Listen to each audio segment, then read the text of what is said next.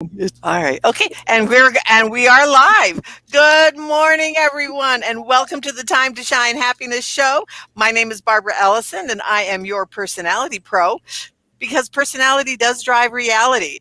And one of the things that I always like to tell people is that I'm on a mission to make happiness the norm rather than the exception. And part of happiness is having, being able to live a happy, healthy, financially free, abundant lives, and to have impact and influence and income in our businesses. And that's what this show is all about, to bring people on that can help to do all of those things. And I am so excited to have Jenny Erickson on today. She is a confidence and visibility coach. We're going to be talking about some new technology that her wonderful husband is coming out with, and that's going to help all of our tech stuff because he's a tech guy. I, of course, am not, which is why I hired him in the first place. So, and then through Steve, I met Jenny. And so, Jenny, welcome to the show. How are we doing this morning? Thank you very much. Well, it's good afternoon from me here in Norway. So 4:00 in the afternoon, already had a few meetings today. So it's been a really good day and really excited to be joining you today. Cool. So tell us about you. How did you, I know that you do voiceover. How did you get started in doing that? Let's start with that. That's fascinating to me. Well, it kind of happened by accident, if you like. I've always liked amateur dramatics and amateur theatre, that kind of thing. And when Steve and I and with the kids lived on a little island called Tenerife, it actually comes under part of Spain, but it's closer, if you like, to Africa. Our daughter went to a performing arts school, and they needed somebody to help with the kids that were taking their acting exams, and it's called the LAMDA exams, the London Academy of Music and Dramatic Art. So I worked with the kids on things like intonation and how they delivered their lines, that kind of thing, because how they were delivering their lines would make a difference between a pass and a distinction. Because with children, it's about, learning when to sort of wait because a funny line is coming up and maybe saying a little bit slower or a little bit quicker or changing the pace or something. And it takes it from just them narrating something that works into something that is funny or insightful or whatever they're trying to deliver. And really it stemmed from there. I had the opportunity. Somebody said, do you do voiceover work online? And I kind of, well, yes, I do. Not really, but, I thought I'll give it a go. And it kind of went from there. So when we actually moved here to Norway, I carried on what I was doing in Tenerife and carried it on here in Norway. And the wonderful thing about technology, of course, is that as long as you have a studio with the proper tech and stuff, you can do this anywhere in the world. So up to now, I've narrated for over 60 countries, which is a huge privilege and a huge joy as well, because technology affords us the opportunity to do that. But, people can literally come into the studio with me at the same time. So because of Zoom and Google Teams and things, if you were my client and said, hey, Jenny, I want you to narrate something, can I sit in and kind of talk you through, what I'd like, where I'd like you to be quicker, slower or whatever? I can welcome you in, and in real time, we can talk and record all at the same time, which is fabulous. Wow. And what I'm thinking and hearing a little bit is, wouldn't that be great for people that are learning how to be speakers, which is where I'm at. I'm really working at trying to slow down places, speed up places, and when I'm doing my presentations, because it is so important, the intonations and the tone and of how you speak can be so impactful and so dramatic, or it can be light and airy. Wow. Exactly. Yeah. And with a narration piece, for example, you might have, if I was narrating, say, for example, an explainer video, there might be two different kinds of narration going on. So, for example, if I'm setting the scene and the video is saying, things are not good, then obviously I need to give it some gravitas. I need to speak more slowly because I really want the listener and the viewer to understand that, hey, maybe things are not good, and I'm delivering perhaps some statistics about health or something that are not so good.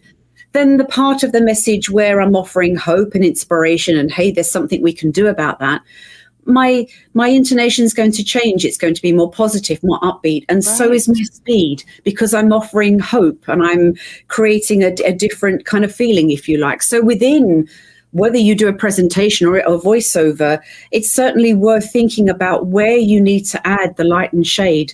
And often when I'm teaching people networking skills, people will think, oh, I've got a minute to do my pitch, and 100, we've spoken about this before, but a minute is about 150 words. 150 words is going to give your listener the opportunity to hear what you say and for it to land and to permeate and to resonate. And whilst we can speak quicker than that, and in fact, newsreaders read at about 180 words a minute, if we want people to understand what we're saying, 150 words a minute is a good speed to be speaking at. And also, often less is more. So sometimes if we want to prove a point or to let somebody think about something, we're better off saying less and letting that sit with the listener rather than just squeezing that line in. Right. Because the thing that, what I'm hearing is that the thing that you could be really, that you think is so important, it might not land on them. But if you take something that is critical, but slow it down, it might land better. Absolutely. Absolutely. Right. And also when I work with clients in terms of their delivery, it's about working and playing to their strengths. So, for example, it's one of the slides I actually show. So Steve and I, and you know us both, we're both introverts. But as you know from knowing us, I'm much noisier than he is. So he is a much quieter, softly spoken person, whereas I'm louder, but an introvert nevertheless.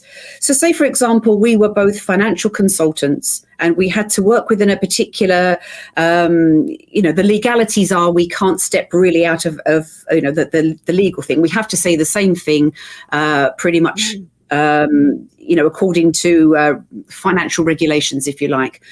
His way of speaking about talking about finances would probably be like this, I'm really passionate about saving you money. I really want to work with your family to help you save money. Whereas my delivery, same words, would be, I'm really passionate about saving you money and I want to make sure the taxman doesn't get a single dollar or cent more than he needs. We're both saying the same thing, but we're saying it differently. And in a networking meeting, when people go, oh, somebody does the same as I do, you'll either choose, if you want a financial services person, you'll either choose Steve because he makes you feel warm and trusted and assured, or you'll choose me because you think, well, hey, she champions people. Look at her energy. Look at her waving her arms all about. We choose according to how people deliver their message and how it really connects with them as a person. Right. And that's one of the things that I harp on all the time is get your message out there in the way that feels natural to you. Yes, you can work on technique, you can work on structure, absolutely. But you have to get your message out there because the people that are meant to hear the message, your message, the way you deliver it, they're out there waiting for you to deliver it. Absolutely. Sorry, I interrupted you. No, it's just, it's like, come on, people. Quit being afraid. Just step out. The times that I have totally blown stuff, it's like, oh, well, go on. What we often do is we say what we think people want to hear. And when we do that, there is, especially in networking meetings or in situations like this, where we're talking online, there is an incongruency with what we're saying and our body language. So even though the words are coming out, because maybe we have a script there to the side and we can see it, our body language isn't expansive. It doesn't follow through with the message. So when I talk to people, I say it's about delivering your message in your own unique style. And when you do that, so your body language and your persona will become more expansive. And people will look at you and they'll say, there is something about them that I just have to have a further conversation about the way they can't necessarily put their finger on it. But what it is basically the alignment of your voice and your actions carrying through, and you're leaning into your message. And that's where the confidence comes in terms of, wow, I get that. And I want to further conversation with that person. Right. And being clear. And one of my favorite stories that you tell and that Steve has told us is about the lady with the drains. Yeah, exactly. I would love for you to share that story just because of it's communicate. It's called communication, and she has such a phenomenal product, but she wasn't communicating it correctly. So I would love for you to share that story. Well, I'm the kind of person at a networking meeting that asks lots of questions. And I kind of don't make any apology for that, because if in the spirit of networking, I want to leave there with an understanding of what people do and how I can support them. Because as we know, networking is about active listening. It's about how we look out for other people. And so we were in a particular breakout room, and there were 4 of us, and there was 10, 12 minutes to play with, which gave everybody a couple of minutes and then another couple of minutes to just, to talk about other things and how we can support each other. And this particular lady had started speaking. She'd spent the first half of her allocated time talking about the previous speaker, where she lived. Oh, I went there once and the weather was good, or whatever it was. And then she finally got to talk about what she did. And she said, I'm on my 3rd startup company, and I'm looking for people that want to help us, because our products is drain covers. So we offer drain covers, and we're very excited about it, and we're looking for. So if anybody wants to know any more further information, etc., etc. She said very little other than drain covers. So I'm sitting thinking, does she mean decorative drain covers outside the front of houses? Does she mean something to do with plumbers? People that work with bathrooms and things. So of course she'd finished after about a minute or so, and then the next person was, well, I'll talk. And I said, well, no, this lady has a little bit more time. Can I ask some questions? Drain covers, how do we support you with that? And asked her that. Do you mean decorative drain covers, etc.? No. No, what she meant was drain covers where people have had surgery and where they have maybe dealing with something as serious as cancer, and they have a drain in their body to drain fluids, because obviously they're recovering. The drain covers was something that covered the tubing that makes people sore and makes them uncomfortable. So it was an aid to support people in recovery. And the fact is, she had 2 people that weren't US based. It was something that she could send to somebody in Germany or Norway or England or whatever. And we all, sadly but true, we all know people that have been touched by illness where they're recuperating, and if we could provide them something that could make the recovery that little bit more comfortable. But how much more were we invested in her because she was talking about something that was so impactful for people's lives, rather than thinking about drains. So because she didn't articulate what she did, nobody understood them. And there were people in the meeting go, oh, right, okay. They didn't know. And it took somebody, well, it was me, to ask and say, and then obviously people understood. But then how much more do we want to help and think, wow, how we want to help people that are recovering. Right. But as I say, not literally saying what she did. If she'd started off, even if she couldn't articulate it well, saying, we create something for people that are recuperating. It covers drains that people have in their bodies after surgery, and we're looking for people to help us. Boom. That's all she needed to say. We got it. We all got the visual of that, for sure. Right. Because I know, and why I love that story is I have a dear friend that had that. She had to have drains because she had to have a mastectomy, and she was like, oh, she would say, oh, I'm so irritated, and so they got these drain covers. And it was so impactful for me. And then, and to hear, because I knew your story, it was like, I said, oh, if you had not stood up and said, hey, you know what? Good morning, Miss Barbara. We've had a wonderful conversation. Thank you for coming in, because we're now the BBs. So now this is my co-host, and good friend and buddy. We've known each other for years. But now I'm going to call you on the carpet here. Now introduce yourself. So we'll start off with that. Well, thank you, wonderful ladies. And I always call ladies Queen Diamonds. This is Barbara Beckley, as you said, one of the BBs. And my mission is to make sure women, first of all, understand what their purpose, passion, drive is in their life, and to keep that moving, because that's so important. And I call that PPD. And then from that point, then I help them shine like a diamond. I know it's part of my brand, but I bring them on shows like this, and, interviews and videos, and the list goes on. But just to make sure that they, people know who they are and how important, you are. So that's what I do in a nutshell. And I'm just so glad I'm just chiming in.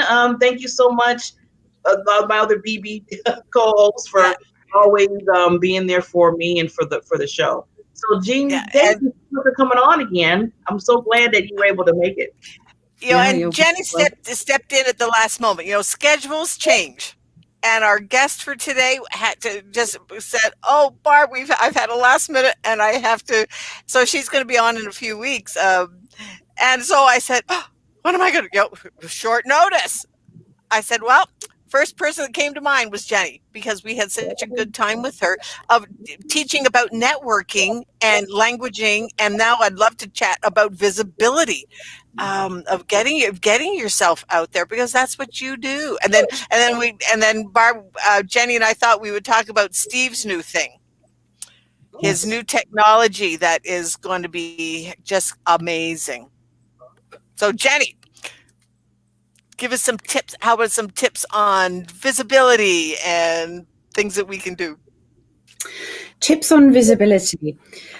It's actually very simple. It's actually about showing up and just being present. So being consistently showing up at different places so that people get to know you. It's very easy to go lots of different places, because maybe you go, I don't know, to a networking meeting or somewhere, and you think, I don't know, I'm not getting much traction. But it's a bit like that cartoon. I don't know whether you've seen it, where the guy's got the pickaxe through the wall and the diamonds are shining the other side.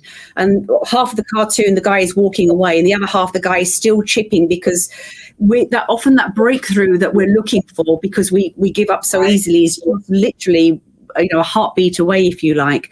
So it's about showing up, and it's also about actively listening to other people and being part of a community. My mantra is community over competition. And I believe we're always stronger when we work together.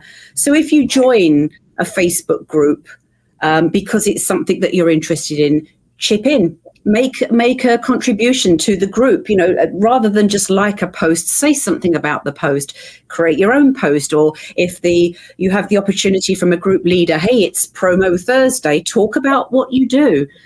Do something on LinkedIn where you maybe ask a question of people, because people are very good at giving responses. When you go to networking meetings, talk about what you do, but also, as I say, actively listen to people, and people then get used to seeing you. And I get things, people say to me, "Oh, you're Jenny Erickson. Oh, I've heard about you." And I think, "Oh, crikey, I don't even know you." But that's what happens. People get to know you. But it's about showing up. And it's about momentum. My big word is momentum. We often hear people are asked, maybe by coaches or people they work with, hey, you should do a Facebook Live every day or every week or whatever. And that's scary for people. So rather than do that, they do nothing at all. Momentum is doing something, which is like commenting on a Facebook post and celebrating that. I did something. I showed up today, even in a written format, and I made a contribution. And people liked my comment or said, "Oh, that's great, Jenny," or Susan, or whatever. So visibility is about momentum, and it's about showing up places. And also, if you like, cherry picking places where you feel you get a good vibe from people. So if you like a Facebook group and the community is good, stick with it. If you go to networking meetings or you hang out with people, stick with it. Find your tribe, if you like, where you feel that there's that reciprocity, where you look out for them and they think of you, and that just leads to you feeling more comfortable about being visible. Right. Exactly. One of my things is that just show, when you show up authentically. Exactly. Don't show up as somebody who you think you should be. Yes. And one of my things is that, quit, and I talk about it all the time. Quit beating yourself up for the things that you're not, and celebrate the things that you are, because the things that you are, that you think are so ordinary, other people are searching for. Exactly. And searching for it. before Barbara joined us, we were talking about that, about, you know, showing up and actually saying the thing that's right under your nose. That when you deliver in your own special way, people get to know you. They get to know the essence of you. And actually, I've got a new client I've actually started working with, and she's actually a style consultant. So she does styling for a living. She helps, and especially the midlife demographic, so ladies in their 40s and 50s and beyond, for styling. And we talked about being memorable, because when we share stories, that makes us more memorable. So when we share a little piece of something, the big guys at Harvard and Stanford will tell us that we're 20 times more likely to be memorable when we share a story relating to something. So when she and I first started working together, we talked, you know, she said, I don't know what to talk about, and she was feeling very uncomfortable. And I said, well, gosh, with style, there's lots of tips that you could give. You know, that's a lovely way. You can be known for the lady. Oh, can't wait for for her to talk this week, because she's going to say something about, you know, style or whatever. And indeed, this morning's meeting, that's what she led with. A top tip, it was about scarves. And there were 20 ladies at the meeting, and everybody leaned in, and the comments were, great tip, love that. How do I work with you? Would like to know more. Right. She just shared a little part of her work, and it was simply about how to tie a scarf to make something look a little bit different. So next time, and she's in the private chat, she said, oh, thank you, I did it. And I said, yay, that was brilliant. So it's just her way. So now people will think, oh, you know, every time Sarah gets to talk, she's going to give us a little something, a little snippet. And that's how we get to know her. And that, you know, increases her visibility. Right. Exactly. So how are you doing this morning, Miss Barb? You know, I was just listening on the genius that's coming out of genius. I love what you said about visibility and being there, and being. You just have to be you. And I love saying that over and over again, because, like you said, you don't want to be an imposter. And then people be like, when they really get to meet you, especially if you have a business and stuff, they're like, well, you were this way, or you acted, and now, you know, you're something different. And that's not right. That's not right for you. That's not right for the individual. And just to add, when you are, you know, engaging online, I want to stress this, that please, when somebody posts something and then somebody says something underneath to say, hey, I like this post, or whatever it is, please make sure that you engage with them, because that's when you bring up the algorithm that they say, to make sure that you people see your posts, because you can be in the black hole if there's only one person saying something and then it's just a post. See, people don't understand that, you know, it's one thing to put a post out. It's another thing to engage and keep that, you know, conversation going. Exactly. Right. And when you make time for other people, they will make time for you. If you comment on other, rather than just leave a smile or a like, if you say something, people remember that. And then you find that they're commenting on things you're doing. And that's where the momentum comes in. Right. Exactly. So, Jenny, I am so excited about this. A couple of the things that Steve is doing, and this is, you know, like, and Barb is a bit of a techie girl, so which is why she does the back of the house of this show, because I, of course, am not. But I'm learning. I'm quite pleased. I'm learning, and, you know, being forced into it, but kicking and screaming. But I am learning it, and so that's my little tip for today. Learn something new. It gives you a sense of accomplishment. I'm doing a presentation tomorrow in another group. And so I was creating some slides. And I was like, what am I going to do with slides? You know, well, I've created slides. And it was like, if you had told me that it's like, and, you know, Google Slides made it easier. And it was called Stick It something or other in Google Slides to do my presentation. And it was like, oh, wow, Barb, you really can do stuff. So just try. You know, don't give up. Don't give up. So, but anyways, so Steve is the techie. And he is. So tell us about Steve's new thing. Well, this was born out of my husband is, I guess I should call him the automator.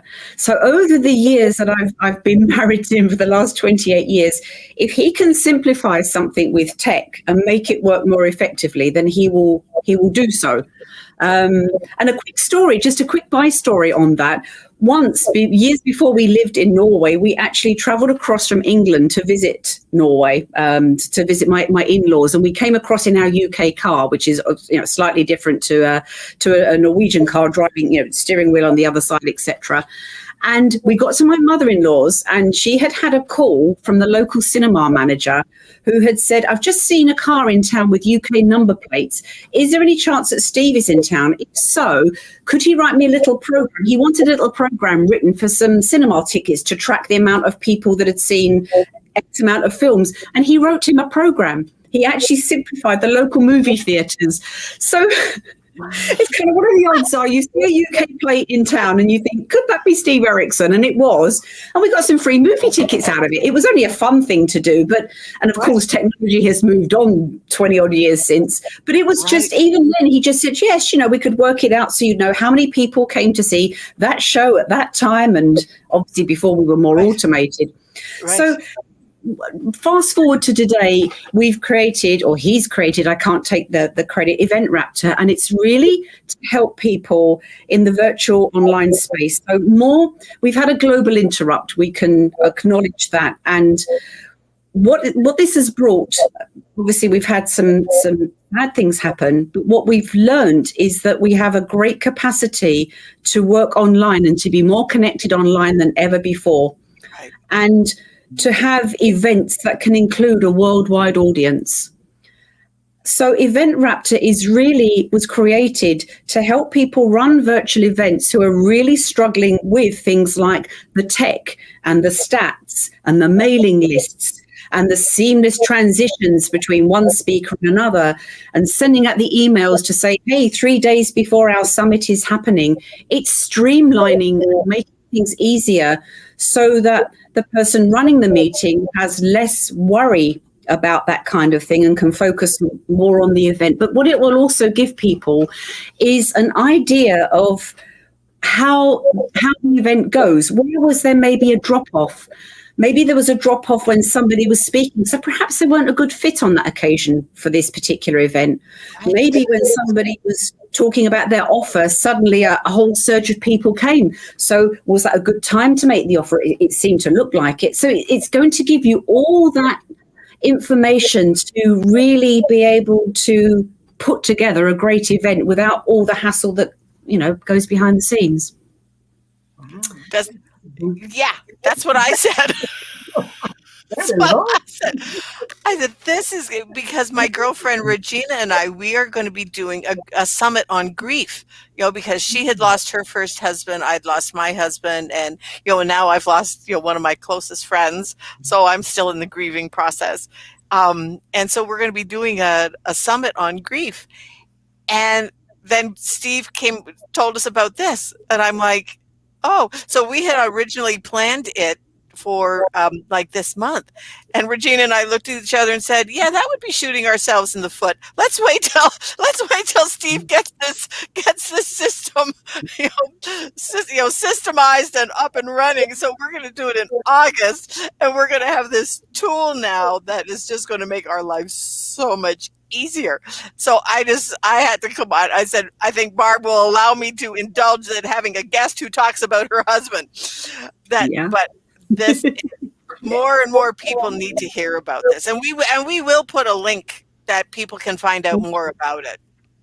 Thank you. I mean, it's such a great tool to have. And also what we're going to create is actually a speaker directory too, and a directory of services, which is free for anybody that wants to have a listing. And I can certainly give you a link when that's available. So for example, we'd like to be able to list people who and it's their specialty. So that if somebody's thinking, I want to run an event and I'm looking for a speaker that talks about a particular topic, they can look and see, oh gosh, there's somebody I could reach out to, see if they would like to be part of something. But also people that offer event services. So for example, I know both in the US and the UK, people that offer maybe gifts or things that go out to attendees of meetings, Right. we'd like for them to be listed too, so that everybody has their promotional pen before the event, or a T-shirt or something, just to simplify it, to really embrace the fact that we have this opportunity to work online and to support one another, and it's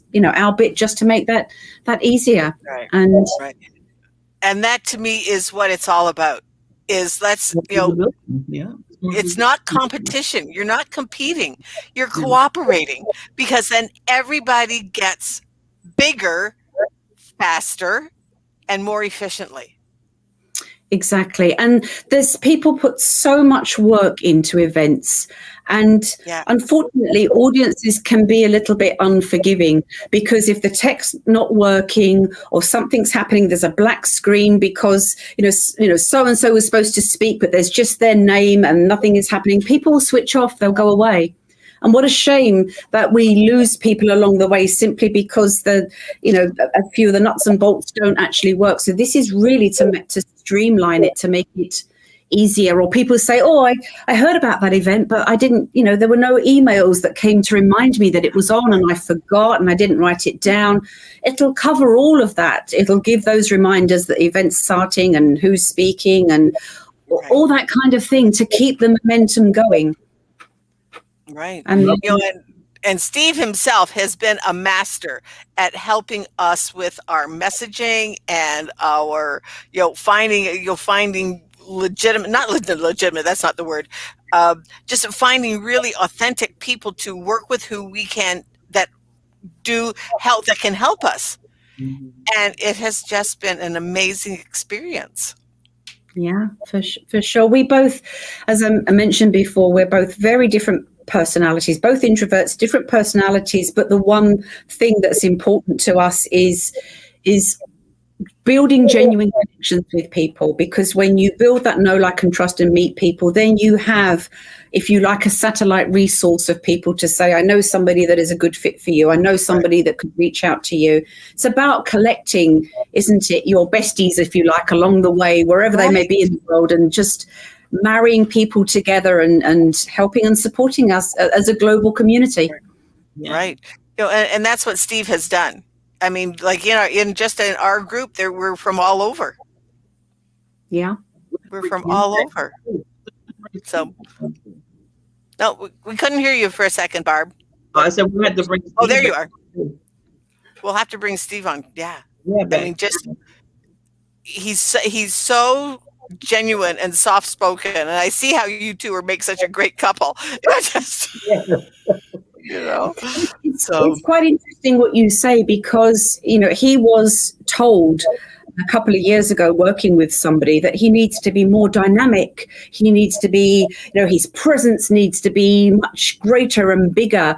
But the fact of the matter is that he works better with people when he's actually himself, which is a softly spoken, very gentle man. Mm-hmm. And so many people have said, I feel safe with you. I feel your kindness. I feel your warmth. I don't feel foolish asking a tech person a tech question, and that they're going to say, oh, you're silly. Of course you should understand that by now. That he'll find a way to walk you through something and say, let's talk about this again. There is a place for everybody in the world, and that's not his style, and that would be inauthentic to be like that. So exactly. I'm glad now he does what he loves in the way he loves to do it. That's true for all of us, that we should all be looking to, work and connect with people in our most authentic way. Right. And so often we get caught up in who we should be. And and one time I was when after my husband passed away, and so it was that was how the impetus as tragic as that was, but that kind of put me onto the personal development road, and then into a business of helping other people to do it. Then I got into my personality science and all that. And one day my sister, who I love dearly, and she's my best buddy, and one day she said to me, she said, "Gee, Barb, how are you going to meet somebody if you're spending all your time building a business?" And and men our age are not going to want to date a woman that's building a business. And she didn't mean anything by it. But then I thought about it and I went, you know what, Liz? The right man who is out there for me is going to come to me because I'm building a business, not in spite of building a business. And it was that moment where it was like, okay, yeah, I can own who I am. And that's where the confidence comes in too. Yeah. Exactly. It's that authentic you. And sometimes I look back on some of the interviews that I've done or some of the posts that I've done and I go, oh, brother, how did that come out? But you know what? I have heard some really, really big names who all say the same thing, that they look back on their early posts or their early videos, their early lives, and go, oh, brother, look, I've come a long way. But you know what? Isn't that the truth? Yeah, it's progress over perfection. We're always a work in progress. I listened to some of my early voiceover work that I did way back in, 2010. I'm tempted to call the people up and give them their money back.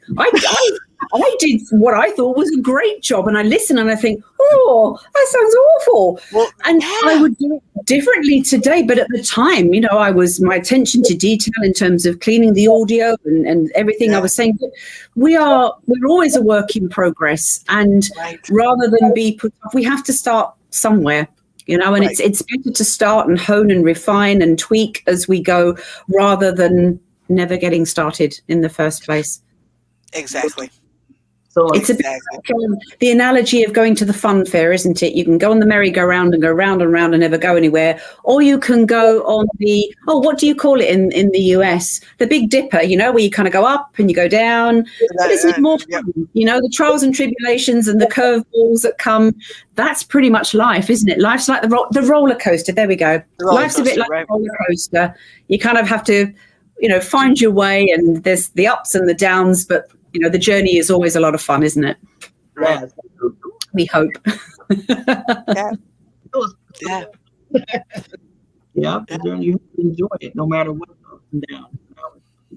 And you learn from your downs. It's every day is a privilege, isn't it? Really, that we have. Just on a serious note for a moment, and we'd like to think that every day is great and some days are better than others, but we have this privilege to live life, and we shouldn't beat ourselves up if a day is not a good day. It's about embracing the day and taking part in the day. And actually, our daughter, who has a chronic illness, said something to me recently. She's had this as a teenager, and she, as her mum, I was really Mrs. Fix It. If she wasn't feeling good, I wanted to make everything right for her. And she said to me, what I couldn't articulate to you was, when I came to you and said, oh, today is not a good day, you automatically wanted to help me fix it. But what I needed for you to say was, you're right, today isn't a good day. And I needed you to acknowledge with me that today is not a good day. And it didn't mean the rest of the day was going to be like that. But she said, I felt when I kind of acknowledged it, I could move on more quickly rather than try to be jolly, and try to be false, if you like. So that was very useful to me. So now, if when she calls, and she does obviously has, she struggles with her health and everything, she says today's not a good day. The conversation flows much better when I say, I'm sorry, today's not a good day. We can then acknowledge it and then move on. So that's important, I feel. Yeah, that's wonderful, because we have to meet people where they are and be there for them. You know how some people, like you said, I'm like Eugene, I like to fix things. Like when somebody say, I'm running trying to fix it, And they're like, no, I don't want you to do that right now. I just want you, Barbara, to listen. I just want you to hear and listen. So there's times that I talk to certain friends or, other business partners, and they just have to just say what they have to say and don't have anybody saying anything at that time. Right. And you have to meet them where they're at instead of always, trying to do whatever, because sometimes that makes it a little bit worse. Because like you said, now they're seeing you try to fix it or trying to make them happy. And they're like, well, I'm not feeling happy right now. And now I need to force it because I didn't make you feel good because you want me to feel good. So it's important to do that. It's so important. When she was younger, I would be Mrs. Jolly. We could do this. How about this? What about that? And Steve would maybe go up and say goodnight to her, and I'd walk past the bedroom door and I'd hear him saying, And I would challenge him and say, but you weren't helping. What about this and what about that? And again, she said afterwards, I just needed him to listen. I just needed, okay, and that was helping. And not that you weren't helping, Mum. It's just that what I needed was just to vent or to say something, and just the acknowledgement of the and the So it's a good takeaway from that for sure. Right. Yeah. Or one of the things I find sometimes it's like, okay, well, I'm having such a tough day. Well, tell me more about that if you want to, and let them say whatever it is that's on their heart without me adding anything. Just, hey, what? Tell me more about that. And I have to say, I learned that from Steve. He would say, like when you ask this question, just accept the answer, and then, well, tell me more about that.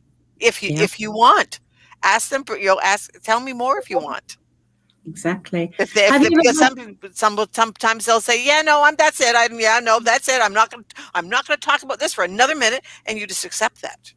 Exactly. And have you ever had a meeting with somebody and at the end they say, thank you so much, your advice was so good and I learned such a lot from you, and you haven't actually said anything, but what you gave them was a platform to say, and as they're talking, maybe they're thinking, I could do this or that or whatever, right. But you've just given them the opportunity just to talk. And sometimes the best ideas come just when we articulate things out loud, and we just need to know somebody is listening. We don't necessarily need their input.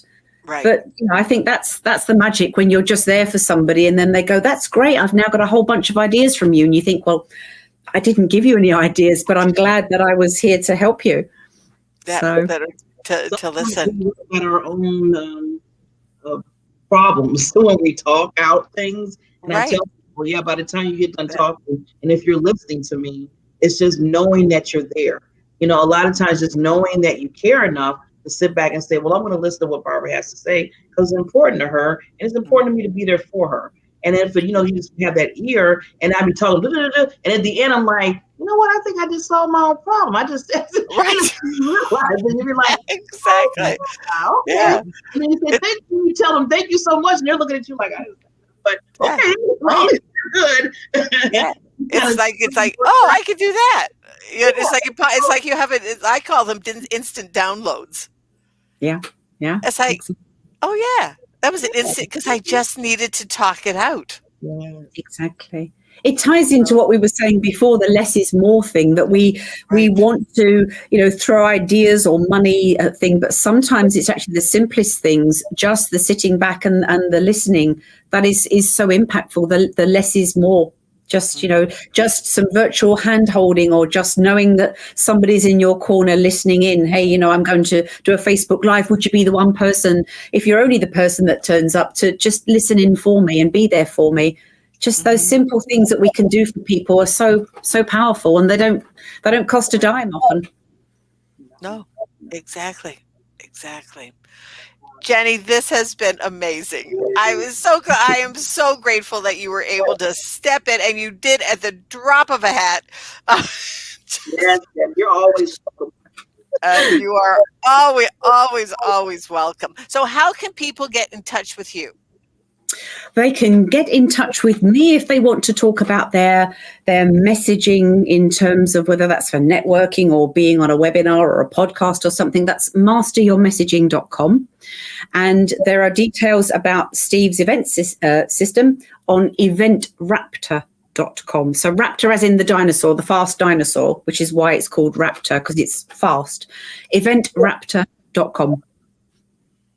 And that's us. Perfect. Brilliant.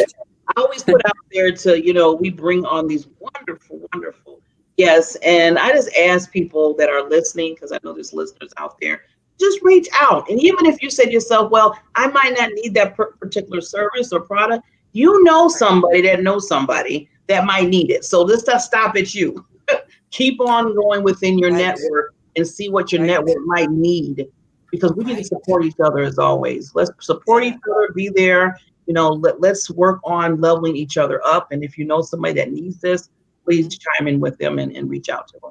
Exactly. Always, as us Brits say, always happy to have a natter with somebody, a little chat, because sometimes it's just a little bit of fine tuning or tweaking that takes somebody's message that's a little off kilter into something that people go, yep, I understand it and I love it. So exactly. Sometimes it's just a little natter. Yeah. And that's one of the things I say. It's just a conversation. Let's have a conversation. If I can just put one little thing into your messaging to attract your ideal audience, then everybody wins. Exactly. We all win. Exactly. And that's what we want. Perfect. Great. We all win. So thank you so much. And we'll be back next Tuesday. I know Barbara always has so she has to tell me. Yep. We have guests next week. Yep. Yeah, she does, and she's a bit of a tech person too. But she does. She's a coach. Her name is Narina, and she might be listening. Hi, Narina.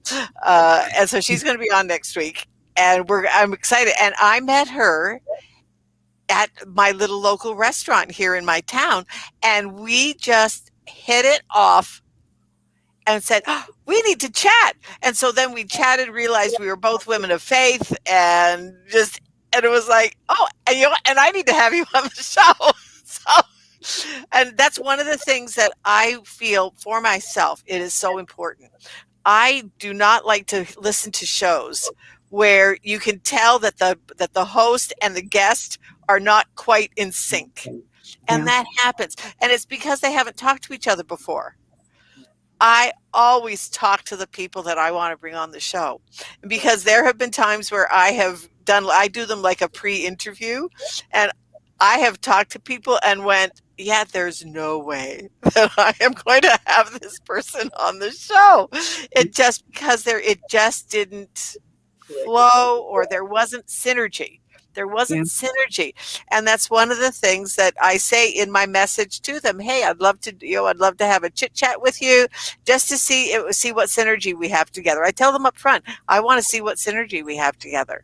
And if we can have an easy conversation, because I want this to be, and Barb and I, we talked about it at the beginning, that we wanted this to be a show about conversation and about happiness and about success and about business and all the things that go into life, because those are the things that we want in life. Exactly. So, and if somebody is not a good fit for you, they just might be a better fit somewhere else, and that's okay. And that's okay. So, anyways, this has been great. Yeah, this has been awesome. And like we always say, time to shine. Keep that smile, and we're trying to make it the norm. Right, Barbara? What do you always say? Make happiness the norm. Be happy. The happiness report came out a few months ago, and it's like, ew, it's not good. It's not been good. But you know what? There are people out there now who are striving to make it better. And I think we are starting to, because now we have guests, we have people that come on from. Didn't you say like China, that we have people that listen to the show? Yeah, so we have people overseas watching. Overseas, and so so it's fun. Brilliant. I love it. Well, next Tuesday. Thank you, ladies, so much again. Appreciate it. Thank you so much. Have a great day. Bye bye.